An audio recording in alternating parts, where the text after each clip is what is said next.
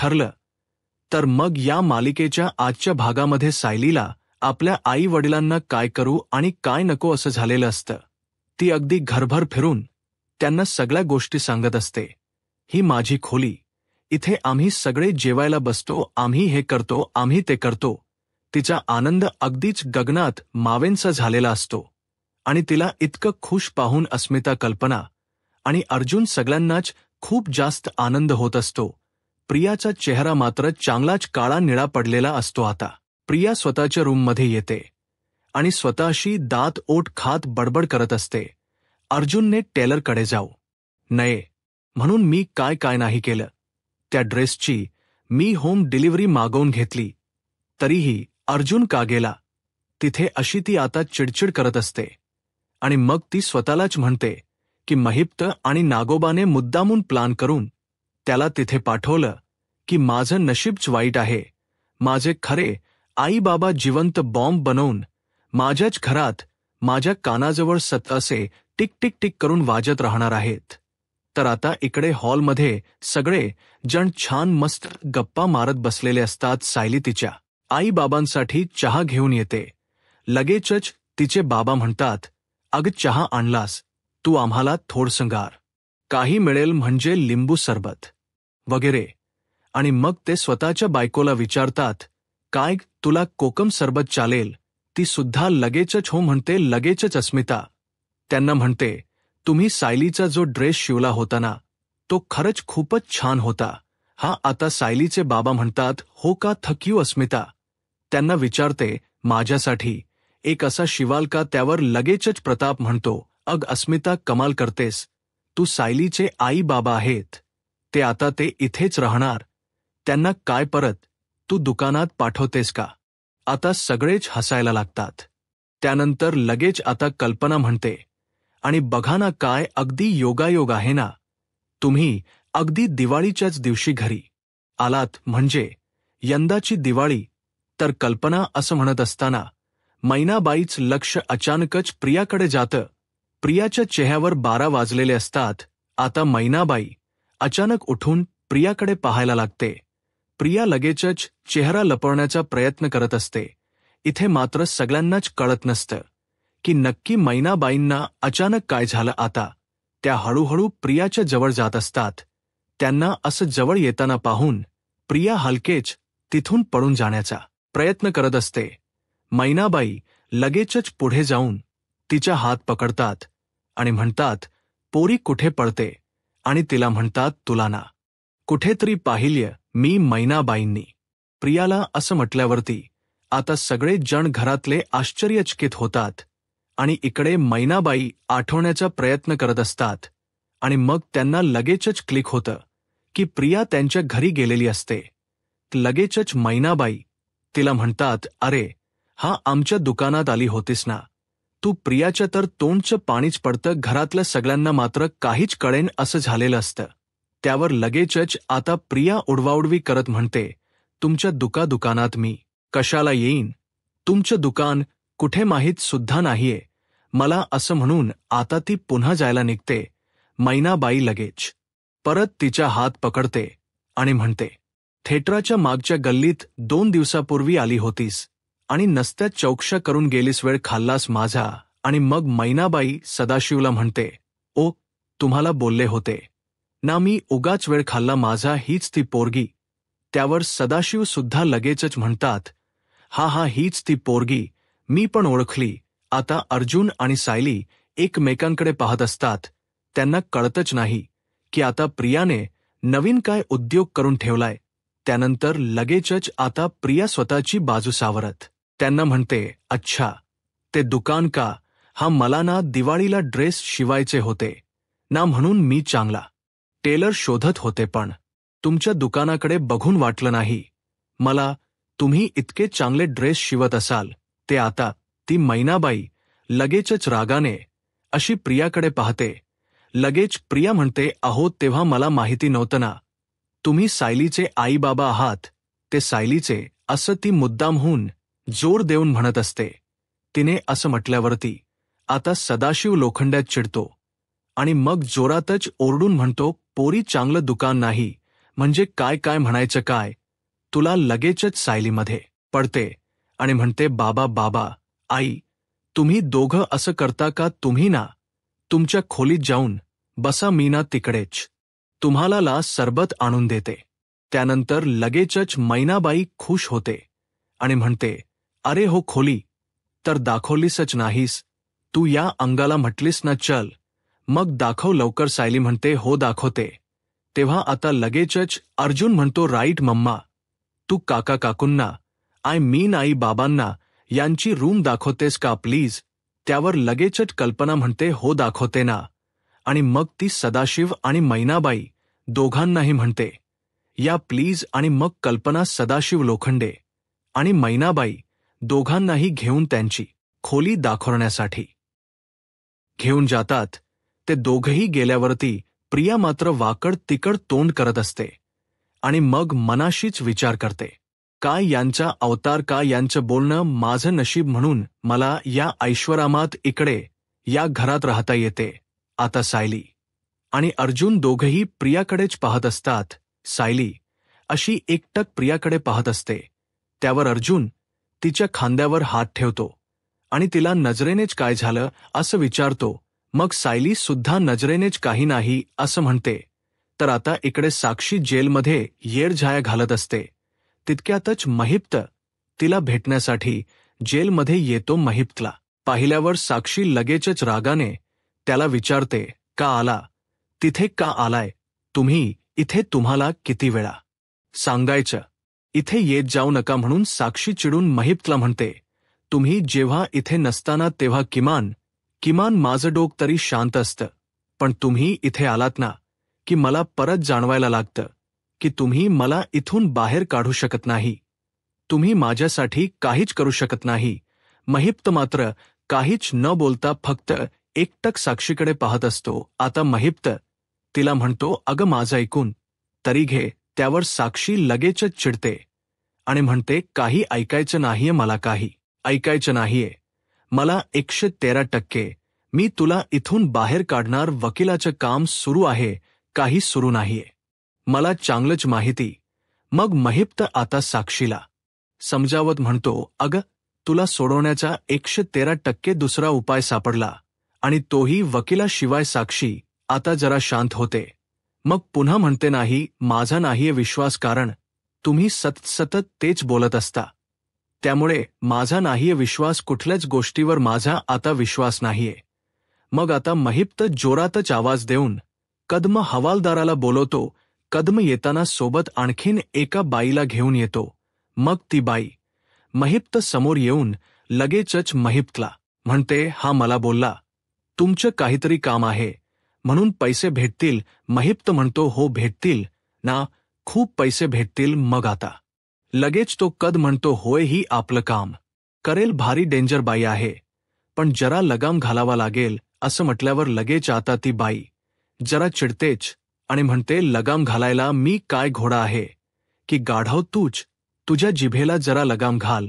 आणि मग ती बाई लगेचच महिप्तला म्हणते, ओ पांढ्या कपड्यातले साहेब, आधी पैसे द्या. त्यावर लगेचच महिप्त खिशातून पैसे काढतो आणि तिच्या हातात देत म्हणतो, हे 20,000 आणि काम झाल्यावर लगेचच 4,00,000 मिळणार, म्हणजे टोटल 5,00,000 मिळणार. पण काम झाल्यावर मग ती बाई त्याला विचारते, काम बोला.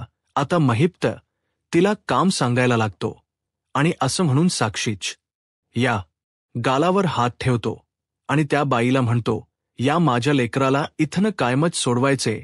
त्यावर लगेचच ती बाई म्हणते, हा होऊन जाईल. साक्षीला मात्र काहीच कळत नसतं. आता साक्षी महिप्तला विचारते, अण्णा, ही बाई मला इथून सोडवणार ही, आणि ते कसं? पण त्यावर महिप्त काहीच बोलत नाही. महिप्तने नक्कीच काहीतरी भन्नाट प्लान केलेला असतो. तर आता इकडे दुसरीकडे सुभेदारांच्या घरी प्रिया आपली स्वतःच्या बेडरूममध्ये येते. तिच्या चेहऱ्यावरच टेन्शन साफ दिसत असतं. तितक्यातच तिला नागराजचा कॉल येतो. प्रिया स्वतःशीच म्हणते, हा नागोबा मला कॉल करतोय, हा काही योगायोग नाही. हे सगळं त्या नागोबा आणि महिप्तने घडवून आणले. आणि मग प्रिया अखेर फोन उचलते आणि हलक्याच आवाजात विचारते, हॅलो. आता नागराजने फोन स्पीकरवर ठेवलेला असतो. तो आणि महिप्त दोघंही फोनवर असतात. आता नागराज तिला म्हणतो, प्रिया काग, तुझा आवाज असा पडल्यासारखा येतोय. आधी तर जाम आरडाओरडा करत होतीस माझ्या नावाने, आता काय झालं? दातखेळी बसली, कुठे गेला तो कॉन्फिडन्स? आता त्यावर महिप्त लगेचच मध्ये बोलतो आणि म्हणतो, ओ नागराज शेठ, अहो प्रिया नाही, प्रिया आता इतिहासात जमा झाली, पार इतिहासाच्या पुस्तकात गेली, पार आता जिवंत आहे ती. फक्त बबली लोखंडे काय बबली आता? प्रियाला येतो भयंकर राग. ती लगेचच म्हणते, प्रिया कधीही इतिहास जमा होणार नाही. फिनिक्स पक्षी माहिती आहे ना, त्याच्यासारखी राखेतून उभी राहीन मी, कळलं आता? त्यावर नागराज काही शांत बसत नाही.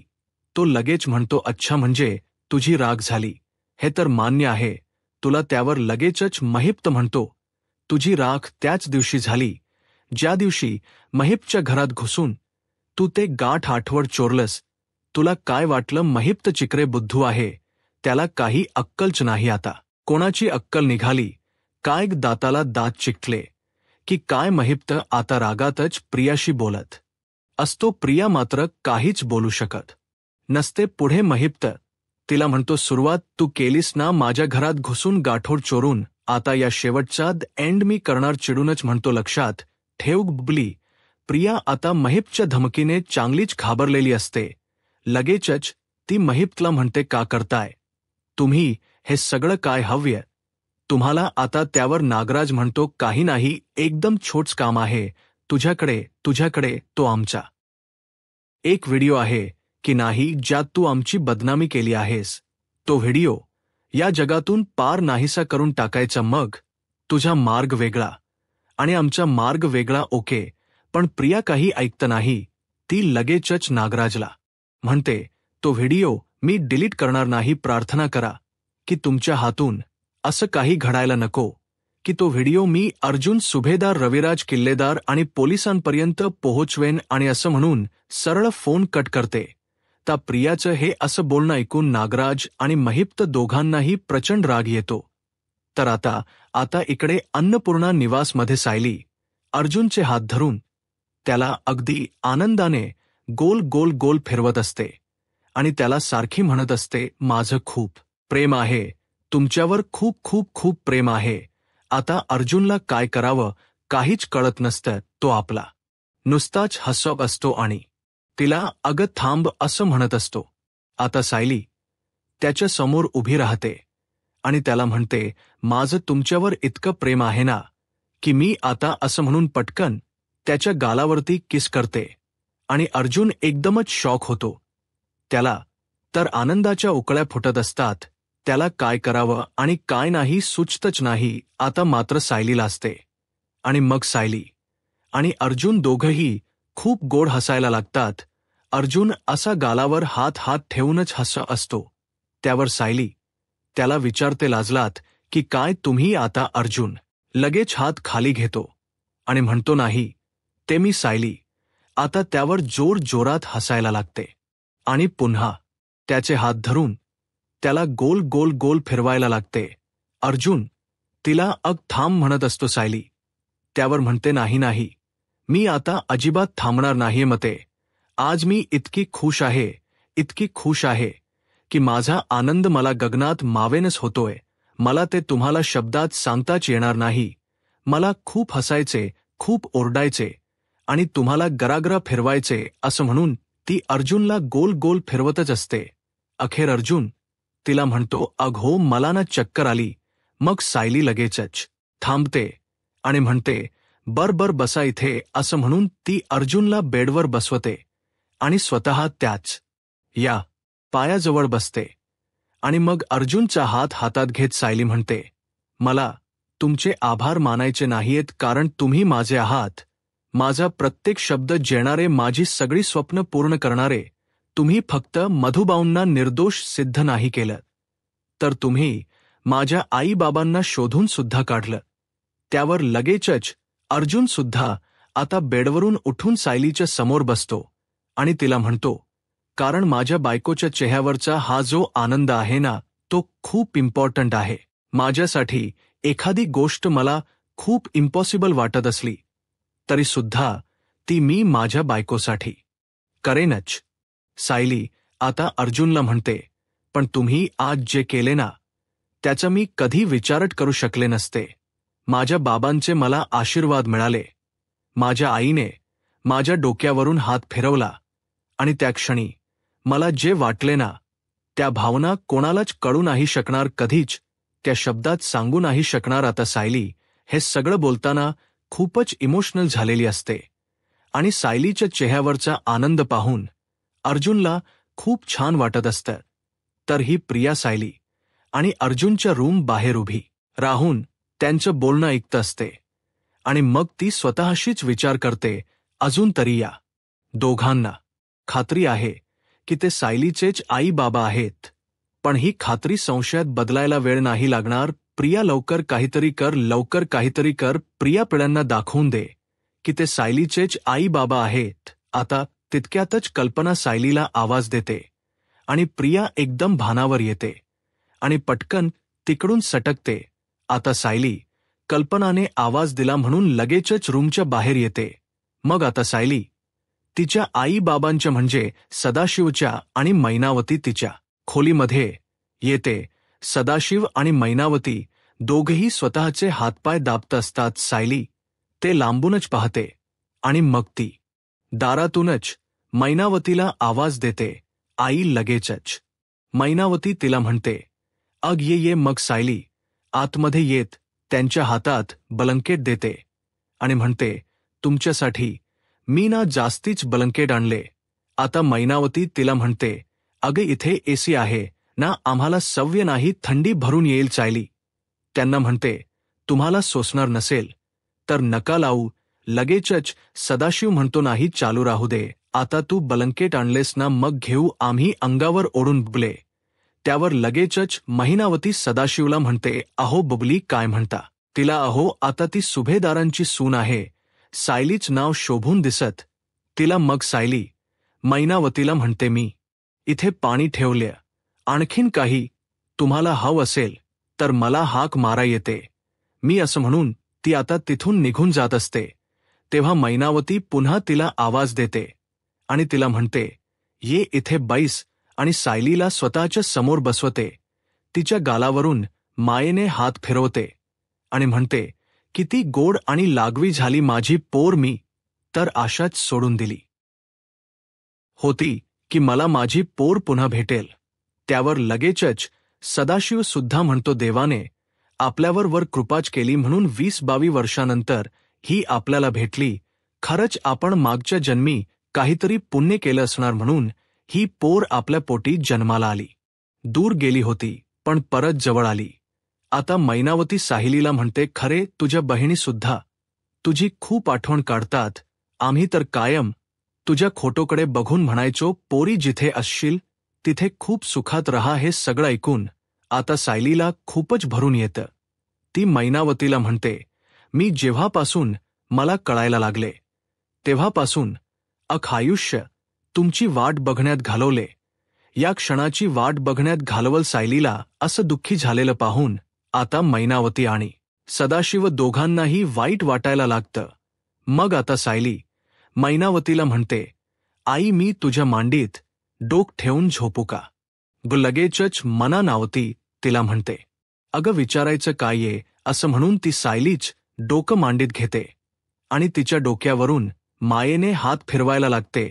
सदाशिव सुद्धा आता सायलीच्या डोक्यावरून मायेने हात फिरवत असतो. सायली लगेचच सदाशिवचा हात हातात घेते आणि म्हणते, तसं तर तुम्ही दोघे माझ्या जवळ नव्हतात तरी मला सतत जाणवायचं की तुमचे आशीर्वाद माझ्या बरोबरच आहेत.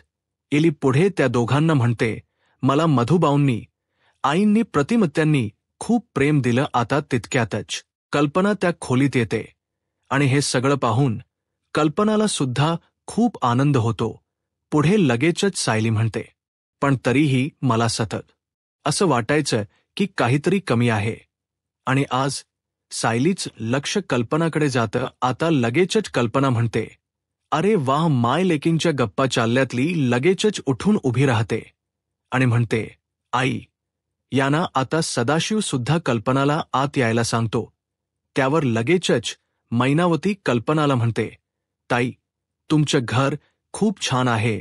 अहो, घर कसलं महालच म्हणायचा. आम्ही साधी माणसं, आम्हाला जरा अवघडल्यासारखं होते.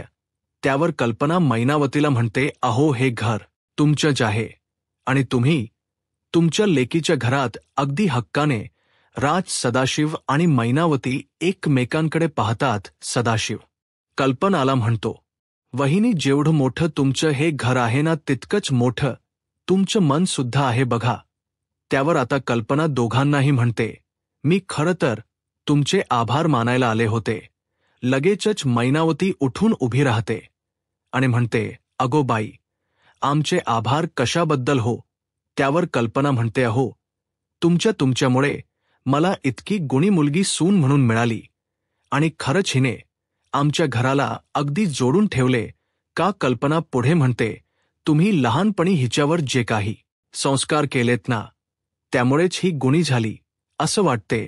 आता लगेचच मैनावती सदाशिवकडे पाहते. पुन्हा एकदा मैनावती आणि सदाशिव समोर हात जोडून म्हणते, खरंच तुमचे अगदी मनापासून आभार. त्यावर मैनावती म्हणते, अहो, खरं तर आम्हीच तुमचे आभार मानायला हवेत. सायली सांगत होती, आम्हाला तुम्ही खूप प्रेम करता, तिच्यावर खूप माया लावली. तुम्ही तिला वर. हा सदाशिव लगेचच जांभई आल्याचं नाटक करतो. मग मैनावती, कल्पना आणि सायली तिघही एकमेकांकडे पाहतात. आता सायली म्हणते, बरं, तुम्ही आता आराम करा, आम्ही येतो. काही लागलं तर नक्की सांगा. मैनावती सुद्धा हो म्हणते आणि मग सायली आणि कल्पना तिथून निघून जातात. मीनावती पुन्हा एकदा सायलीला आवाज देते. तिला एसीकडे बोट दाखवून सायली, अग ते मोठा लहान. आता सायली लगेचच हसते आणि रिमोट घेऊन ती एसी ॲडजस्ट करून देते. तर मित्रांनो, पुढील भागामध्ये आता मैनावती आणि सदाशिव दोघेही हॉलमध्ये बसलेले असतात. तितक्यातच प्रिया किचनमध्ये जायला येते. आता मैनावती तिला आवाज देते आणि म्हणते, ए पोरी. प्रिया संतापते आणि रागातच मैनावतीकडे येऊन म्हणते, ए पोरी, बेरी नाही म्हणायचं, माझं नाव घेऊन मला आवाज द्यायचा. हे सगळं सायली आता पाहते आणि सायली तडकची येते आणि प्रियाला बाजूला करत म्हणते, तुझा उद्धटपणा तुझ्याकडे ठेवायचा, माझ्या आई वडिलांशी नीट वागायचं आणि नीटच बोलायचं. तर दुसरीकडे जेलमध्ये साक्षी महिपतला सांगत असते की जेलरने आम्हाला सांगितले की मला आणि या बाईला 2 वेगवेगळ्या सेलमध्ये ठेवणार आहे. जर आम्ही 2 वेगवेगळ्या सेलमध्ये गेलो तर आपला प्लान वर्कआउट कसा होणार? त्यावर महिप्त साक्षीला म्हणतो, काहीही झालं तरी आज साक्षी शिखरे जेलमध्ये मरणार.